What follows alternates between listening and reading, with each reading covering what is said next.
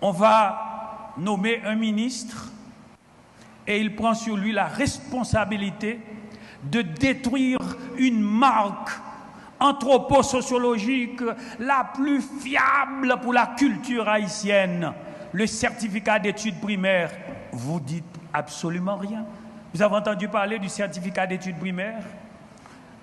Vous n'êtes pas de ma génération, mais ceux qui savent lire dans les livres d'histoire, qui connaissent leur milieu, savent que le certificat d'études primaires, c'est un marqueur anthropologique, c'est un marqueur social, c'est un marqueur psychologique pour l'haïtien des mondes comme des villes.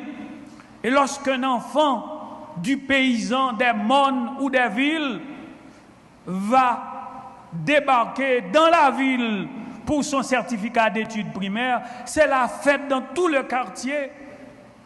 L'enfant est paré de ses plus belles robes, de ses plus beaux habits. Petite moyen à descendre certificat.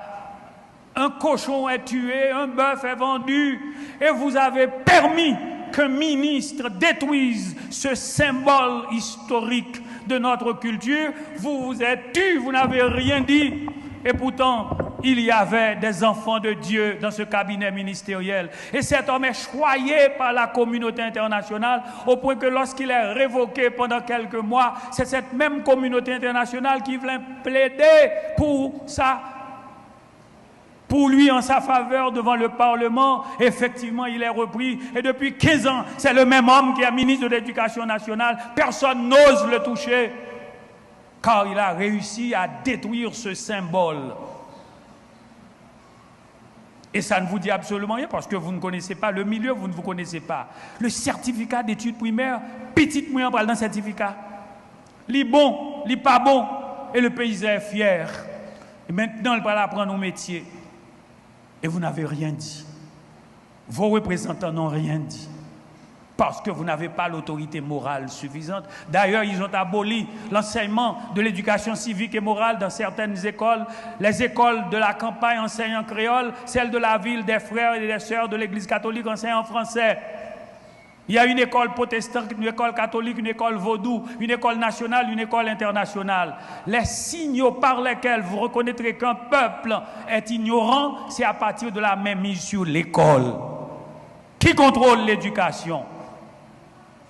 Pendant l'occupation américaine d'Haïti, les jeunes gens de Damien, de l'école d'agronomie, les élèves du collège Odéide, là où se trouvait Georges Marc, et le lycée Pétion, ils ont pris la rue pour dire non, nous ne voulons pas d'une école liée aux professionnels seulement, à la formation professionnelle seulement. Et un matin, qu'est-ce qui a eu lieu?